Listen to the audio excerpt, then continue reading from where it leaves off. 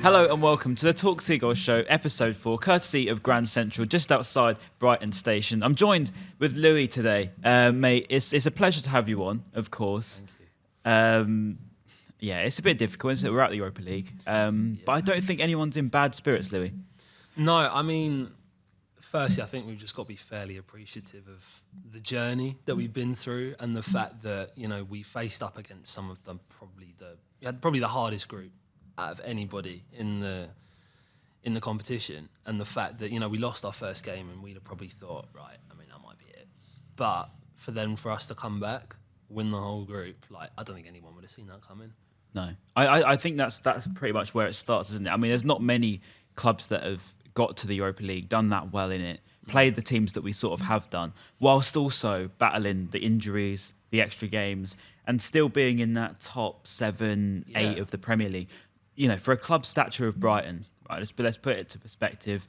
This is a sort of the point of this podcast. You know, we're going to talk about Roma, but at the same time, it's talking a little bit about perspective and at what point do you move on from that.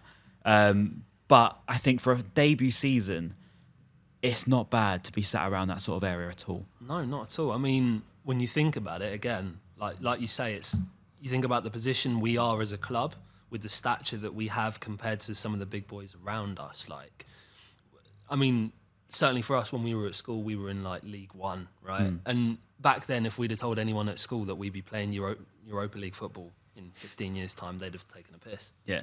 Even a couple of years ago, mate. Yeah, like, even literally. that far. I mean, the progress, the strides that we've made, even since just coming into the Prem, it's been amazing to watch, honestly. We never would have expected it. No. Okay, we'll start a little bit on Roma, because we have to. And it's one of them where the first 5 minutes, I haven't heard the Amex that loud for a long time. Particularly, where there was a little bit of a chance, and I think on another day, the amount of chances we did have, the impossible was on. I didn't think we played bad at all. I thought we did well. We did ourselves proud. I saw a lot of the players deservedly come out after the game and said we did ourselves proud. And I think as a fan coming out of the ground, I felt quite proud and thought, do you know what? It's the end, but we're not disheartened at all. And I thought yesterday was proof. Absolutely. I mean, yeah, again, it's that whole journey. And I think, you spoke to Danny Welbeck in the presser and he said, we wanted to do ourselves proud, like we didn't do ourselves justice in that first leg. And I think the way that we responded in that second game, again, it wasn't the result that any of us wanted, but we showed in that match, and I know Roma set up to be very defensive, as you would, but the fact that we went out there and we really, really took it to them. And on another day, who knows how many we could have scored, and there were opportunities that we probably should have put to bed. Adingra will look back a couple of times, won't he? Yeah, I mean, again, you can talk about all the what ifs and the buts and say, we suffer with a lot of injuries and we're missing João Pedro, who was the top scorer in the competition. Yeah. And that's a big miss for us. But again, we had the chances on the night. Yeah. And it could have been a totally different story. But again, like we say, the performance, we can't say we didn't do what, couldn't do ourselves proud. No, I agree. It's a sign of the times, I think. It's a bit of a proof of where we are. There's a humbler in that bit. Roma, you take your hat off to them in that first leg. They were very good. And to be fair to them, last night they did what they had to do in not conceding goals. And I thought defensively they weren't too bad.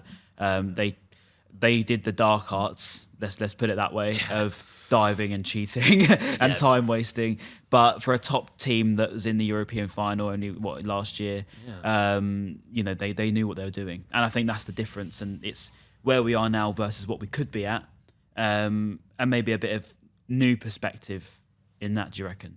Yeah. No, I mean, like you say, it's a bit of the dark arts. Roma are a very experienced team in the European context, right? And they've been to a lot of European finals. They're a very, prestigious club, and they've got that experience at the top. Whereas you think about us and the team that we've got at the moment, the only players with European experience are some of the older heads like Adam Lallana.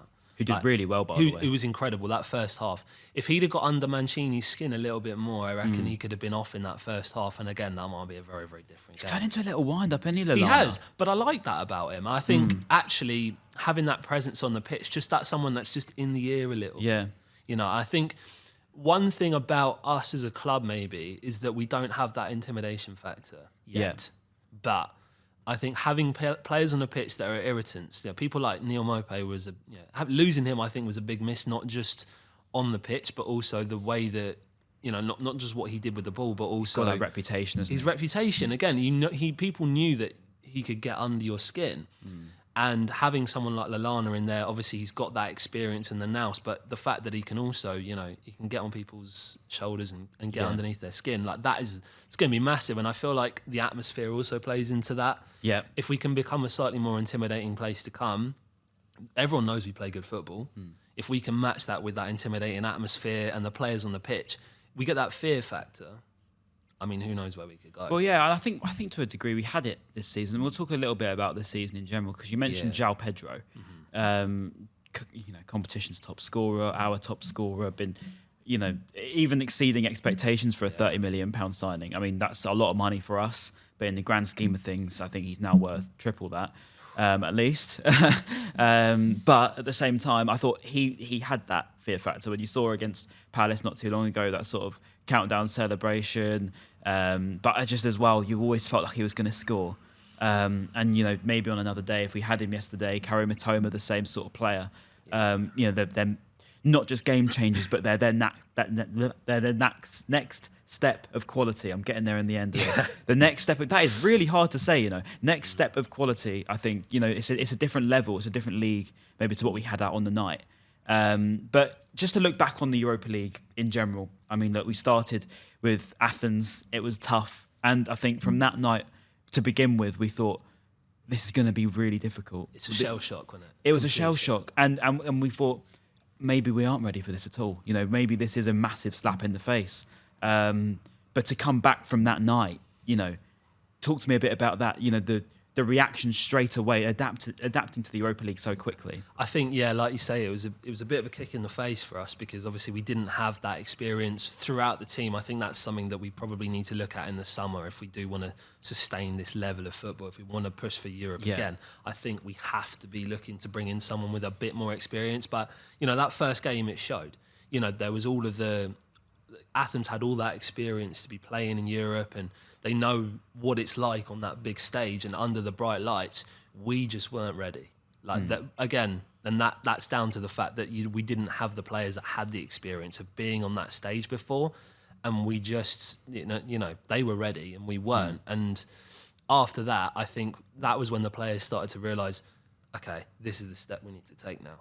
We need to really up our game because it's not like the Premier League. And it doesn't sound like it should be massively different, but it just is. It is. It's completely different. And from that, I think, the fact that we had to face, it's probably daunting anyway for the players that we're facing probably the best team in Greece, one of the best teams in France, and then at the time was reputation sides. Exactly. Well, you say reputation, but I mean Marseille were pushing towards the top of Ligue 1 and have done for several years, and they've always been a very good club. Same with Athens, they've always been top of Greece, and Ajax have always had that history of being a very, very strong Dutch club. So that immediately, when people saw the draw, they were like, "This is tasty. This is really tasty." And again, that first game was probably that shock for us. We were like, "Okay, right, this is the level we've got to play now." Let's step it up. And then I think that reaction in the second game, like you said, was just that's way more of what we wanted to see. I agree. And I think, the taste of Europa League now, we've got it, and we know now what that's like. We know the toughness, we know what to expect, we know the schedule, all of this stuff was completely new to us, particularly for a lot of the players. I think fans probably learned off De Zerbi a little bit in a lot of his quotes, didn't he? Quite a lot of comments saying, really emphasising in the summer that it is very difficult and maybe a bit of naivety from everyone thinking, we'll be okay, And it's a bit like, you say that, but I think we did well, but maybe there will always be that inner frustration of knowing we had Caicedo, we had McAllister, we had a lot of good players. If we just built on top of that, maybe you could say, we could have pushed that bit further like Villa did this season. Yeah. I reckon that'll be his inner frustrations a little bit. But at the same time, I think it's a taster of what we could have if we do qualify again this season, going into another summer.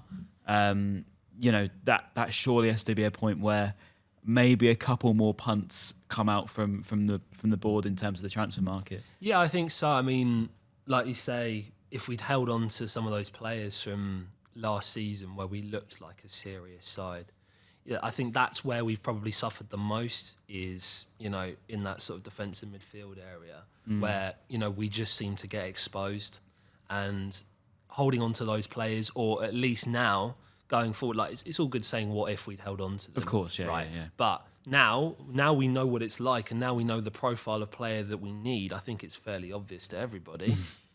We go out there and we make a statement and we say, look, we're going to get this player. He's going to solidify that midfield, and we're going to become a force to be reckoned with again. Like having that Caicedo profile, he's fairly unique as a player, right? And we won't talk too much about him. Like he could have won everything with Liverpool, but you know, is what it is. Yeah. But if we get that enforcer, we get that player in midfield that, again, it's that sort of player that will just go in there and win that ball. And it changes everyone else's mindset when coming up against us, because they know that we can't be overpowered in midfield anymore. I think Baleba could be that player going forward. I think he just needs that little bit extra time to develop, kind of the same way that Buonanotte did. You know, I'll be honest with Buonanotte, I wasn't the biggest fan of him at the start. I think he needed a loan.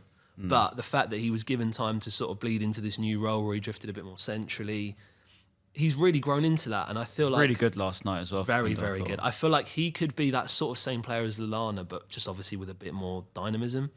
But like I say, that time that he got to develop, I think we give that to Baleba and we pair him with someone. I think Billy Gilmore's come on leaps and bounds, but who's not to say he could then be that perfect pairing in midfield with Carlos Baleba, but... Who knows? We could go out and get someone really, really strong in the transfer window, and all of a sudden, it's a whole different landscape. Yeah. Ajax, obviously, the 2-0 win away was great. I think, you know, despite where they were at the time, I thought that was a real moment where I struggled to sort of take it in at the time. I think just seeing Brighton winning 2-0 at a stadium like this, with players like names of Ansu Fati, even Adingra at the time, you know, coming in, pretty inexperienced player at the time. I thought it was just pretty surreal. And I think those were the sort of moments in this European campaign. Obviously, Marseille, we'll talk about in a minute, that trumped it with the comeback. But I think that really set the tone for me. I thought, okay, you know, this is big, really, really big for confidence, for everything. I don't know about you. Yeah, I mean, I think that was the response that we needed to give. Like going to the Johan Cruyff Arena, which is, you know, absolutely it's iconic, massive stadium. It's iconic. Pascal Gross doing Cruyff turns. When there's a big photo of Cruyff outside. I know, it's incredible. But yeah, it was a statement. And I feel like the players, the way they responded in that first fixture after, you know, going down to Athens the way that we did, that was really, really positive to see. And again, it was just a sign of things that we know how good we can be. And it's, you know, luck might go a different way. Maybe we don't get so unlucky with injuries. Who knows where we could have ended up in the comp? And we had a very, very hard run, in fairness, like with all the teams that we faced. I think we touched on it before. But again, who knows? Like the fact that we went to Ajax, we made a statement, we beat them the way that we did. And then to come back and against Marseille, like you said, it's a huge confidence boost. And again, it shows that sort of resilience. Was that Marseille one a bit of a thinking of, you know, maybe we are meant to be here? Because I thought I know they're a team that conceded a lot of the time. And, you know, to be 2-0 down away. My fear was going to places like Ajax and Marseille, even Athens as well, was big atmospheres. You know, you saw us against even the likes of Leeds and Nottingham Forest in the past. We'd always struggle with big, intimidating atmospheres. And that's what really, you know, it sounds stupid probably, because De Zerbi don't care about big atmospheres. He's been to Napoli and God knows, you know. Yeah, but he's used to it. But he's used to it. But I think for Brighton fans, we aren't used to that. And that made me think, you know, going to these big places, I mean, it showed in Roma, didn't it, in the knockout, that the atmosphere does work. And I thought after Marseille went 2-0 up, I didn't think that we had that in us to come back from that. And when that did happen, I felt, okay, this is a whole new level of Brighton I haven't seen before. Yeah, I think that, again, like you say, it's that resilience that we haven't really shown in the past, that we actually said to ourselves, right, we're going to put our foot down here and we're going to actually turn this game around. And like seeing the atmosphere in Marseille, like, I think the atmosphere that you see in a lot of European football is nothing like what you see in England. Like the culture, It's live and die, isn't it, out there? different. Yeah, they are. Everything is football out there. Everything is about football, and you don't get that level in England. Like there's not the sort of real die-hard culture like we used to have the casuals back a few years back. But again, we don't really have that same level of real intense passion for the game from the fan side.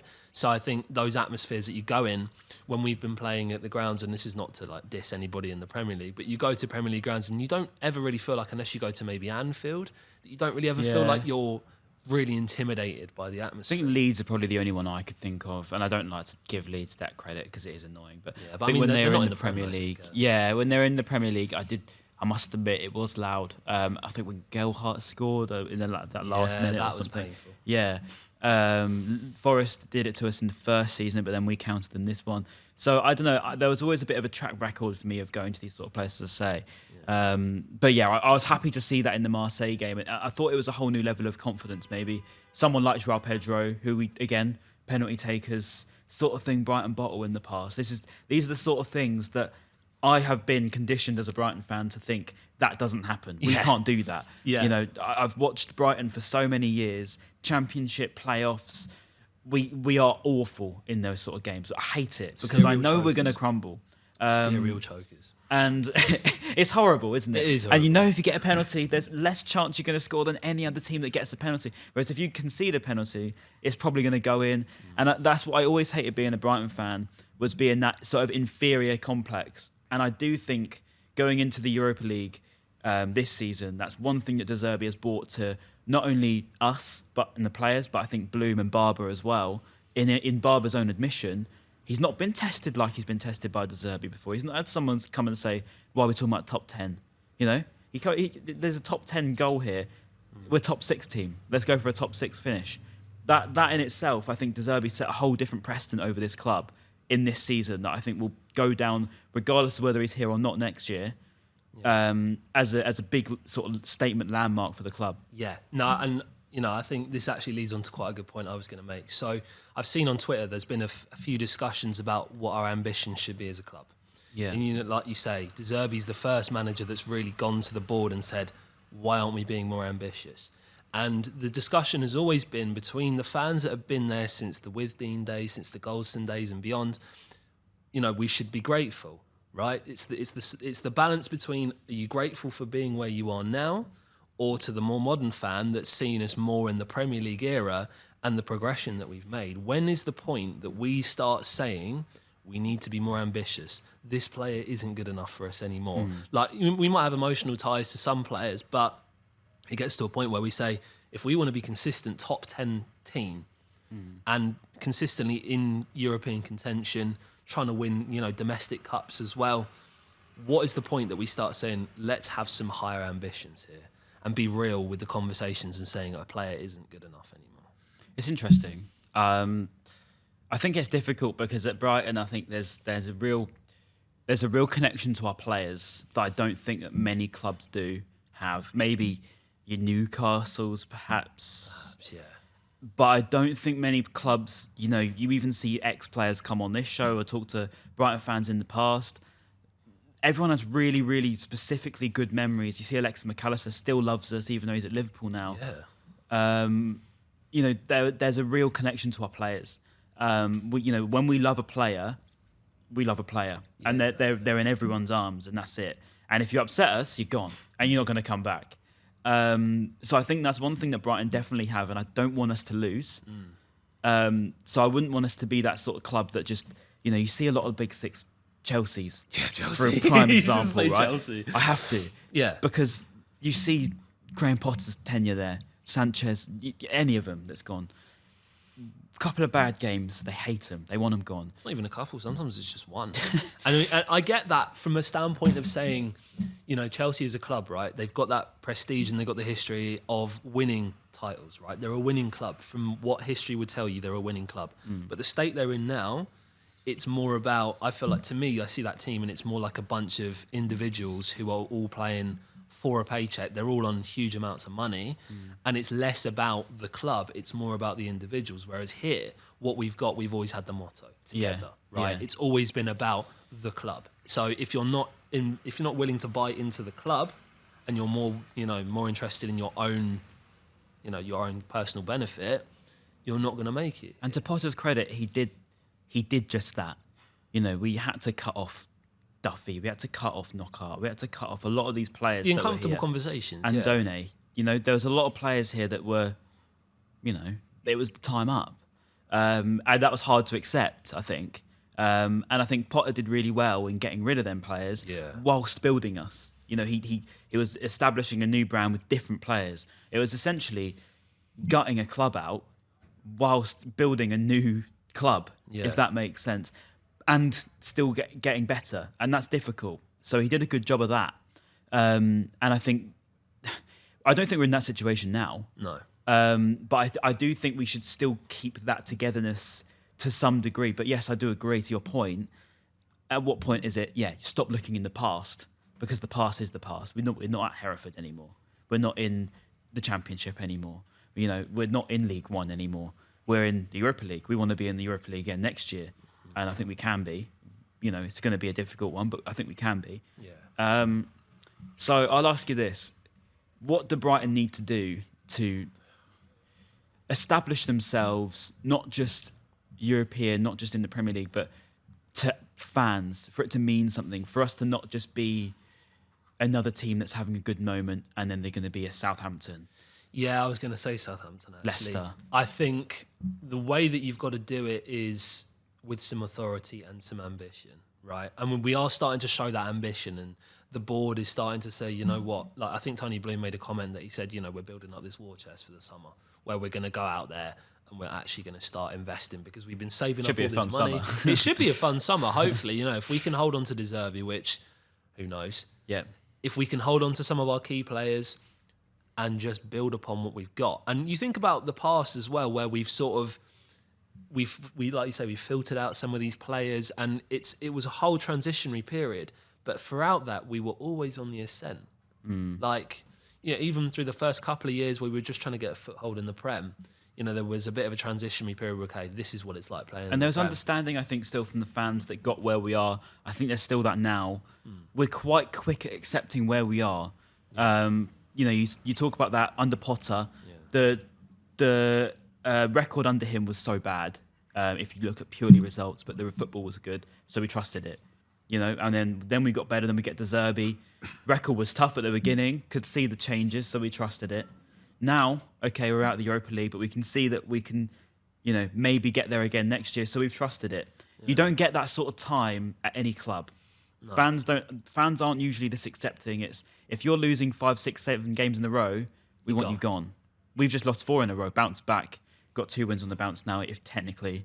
So you don't get that patience everywhere. No. Is what I'm trying to get at. And that could help for next year. I think that's something, that we definitely can't forget. I don't want us to get into that complacent mindset of saying, we are Brighton, we should be here. This is, we could well be back down in the Championship. Exactly. I mean, I think this summer is going to be very key in that aspect. This could be make or break. But I think maybe, in a sense, us getting knocked out of the Europa now might be a blessing, because we can then really focus on the final run-in for the rest of the league. And we've got a really tough run. Very, very tough run. We've got City, Liverpool and Arsenal, all of whom are fighting for the title themselves. Newcastle, United, it's Chelsea. All of them. I mean, all of these teams that we've got in the final run-in of the season. And I think it's actually, like I say, it's probably lucky that we don't have any other competitions to focus on. We can start to bring back, hopefully, any injured players and really focus all of our attention on these final, 10 games probably, and just get ourselves over the line. Because now that we've got no other focuses, we can say, look, let's get ourselves into 7th place. And it's not entirely unrealistic, I'd say. I still think there's a I don't think so either. And I think to use that to your point, that is an expectation to some extent. The Europa League is an expectation. We want to have that back, and you can't disguise that. I think if we didn't have it back next season, as much as everyone will say it's been a great year, we'll also think, I want to be back there, especially with what's above us.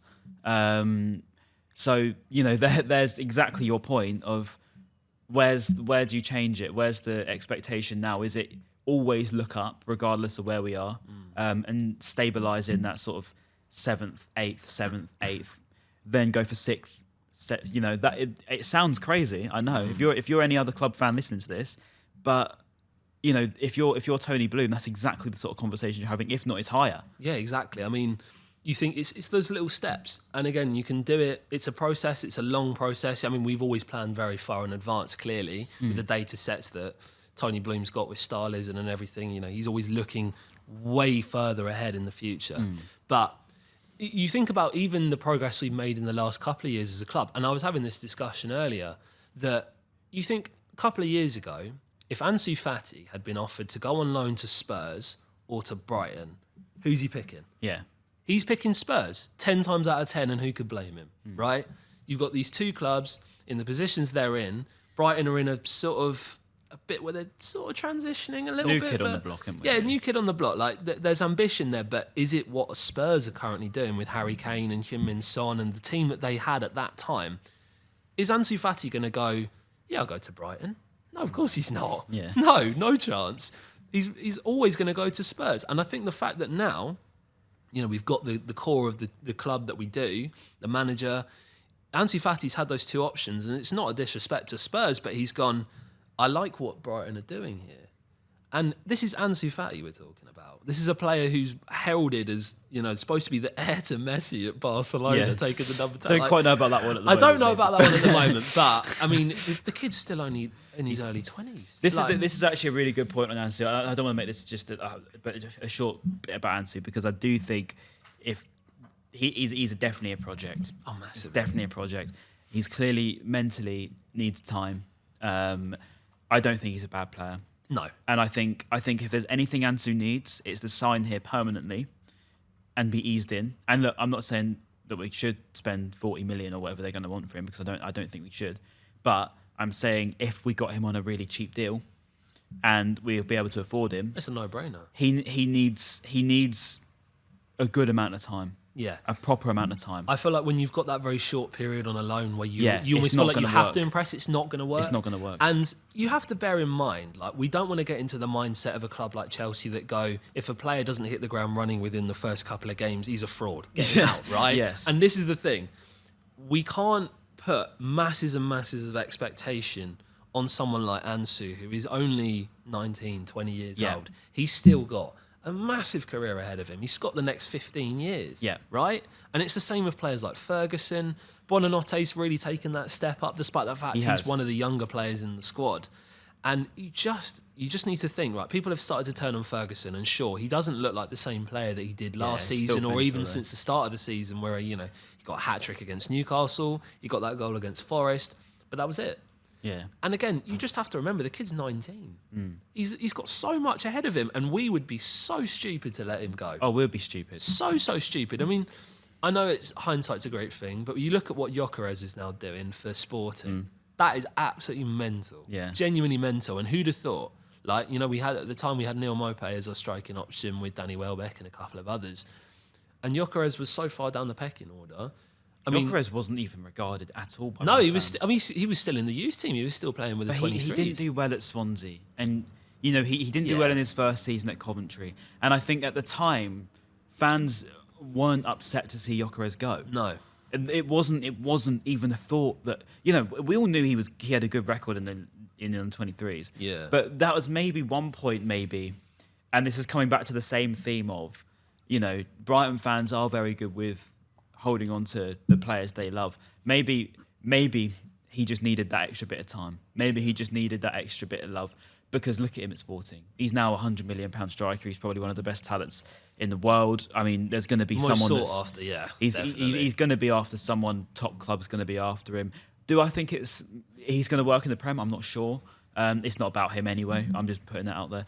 But no, I think the main point of this is, you name these players, Ferguson, Buonannote, etc., and it's exactly the same point as the fans will look after them, and they will give them that time. I think Ansu will get that time if he was ours, not if he was Barca's.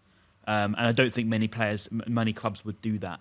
Right. And it goes over to the same thing of expectation. if Brighton don't get Europa League, if Brighton don't win the Europa League, if Brighton don't win the FA Cup, there's not a massive repercussion for that. No. So that helps a lot. De Zerbi, it helps a lot. Fatty, it helps a lot.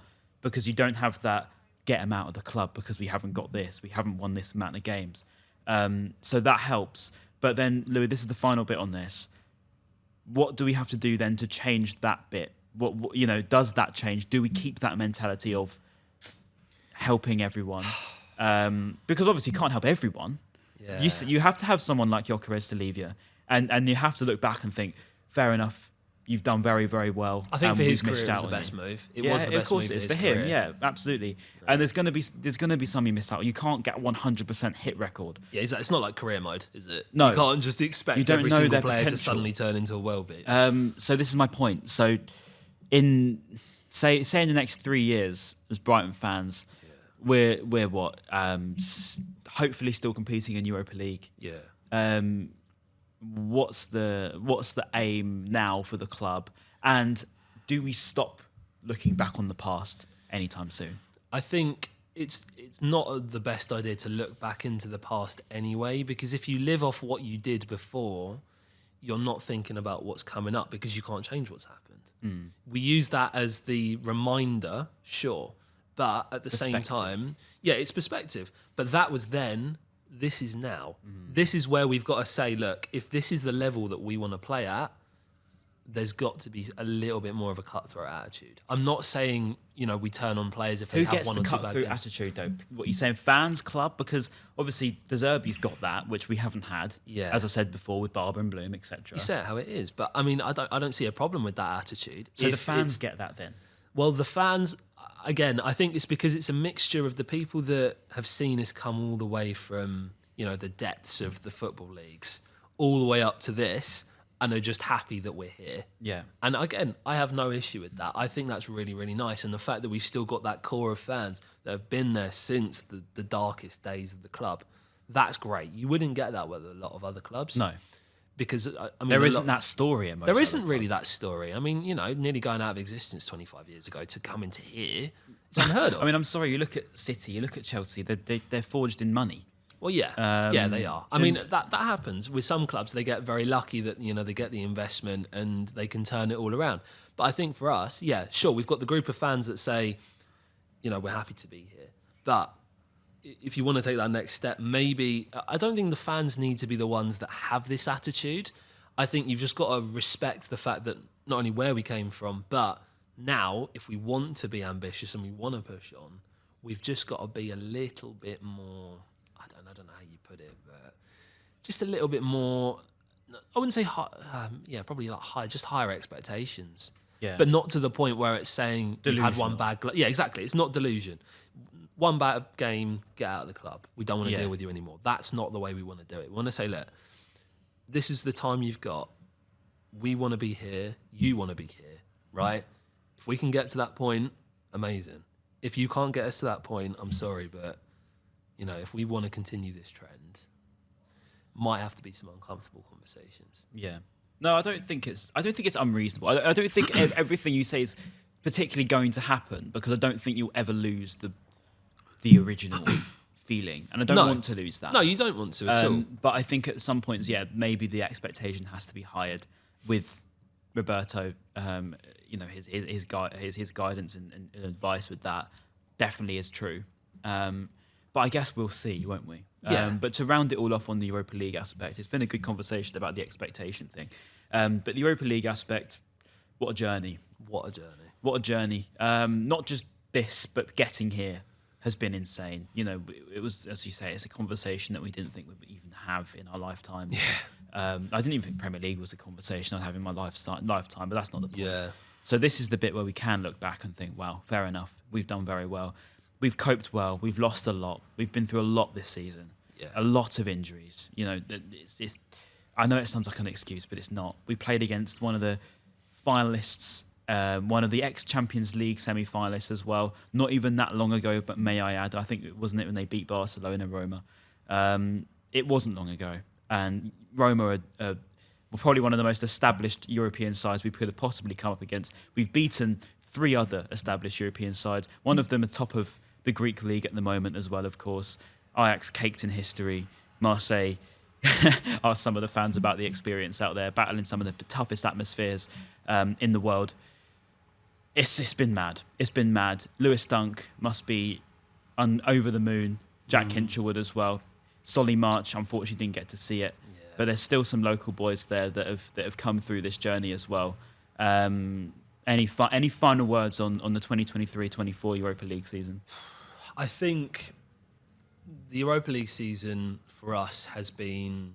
It's a learning curve. It's a massive, massive learning curve. That is probably as bang-on explanation as you can give. Yeah, because, again, you got that shock against Athens and you said, look, okay, this is the level we need to hit. Right, this is the step up the players have now got to take.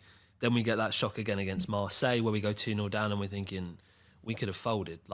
We could have easily done what we did against Roma in the first leg and just completely capitulated after we went 2-0 down. You know, we had that mistake by Dunk and Veretout scored and then suddenly the game's getting away from us. And at that point we could have said, right, that might be it. That might be our journey done.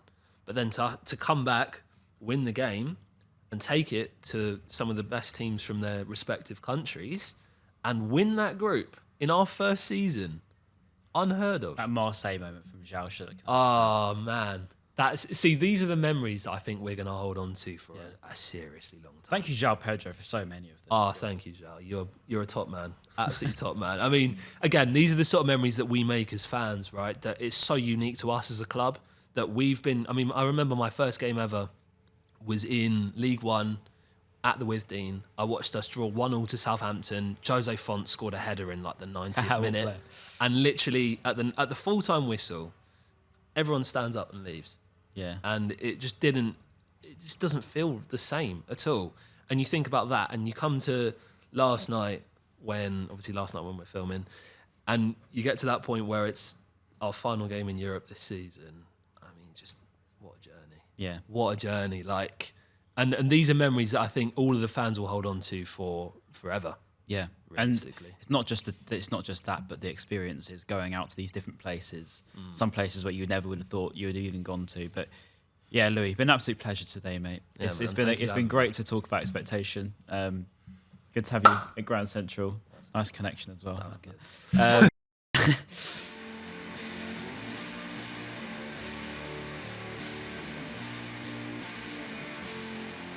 Thank you all for joining us. Make sure you do like, comment, subscribe. If you are on YouTube, watch and stream on Spotify as well. We have been the Talk Seagull Show, just in Grand Central Station. I wish it was in Grand Central Station, New York. That'd be cool. In Grand Central, Brighton, just outside the Brighton station. Check out the link in the description as well to get 20% off your food and drink. Use the Albion Home in the notes on special requests. And yeah, thank you for joining me, Louis, again. And we'll see you very soon. Goodbye.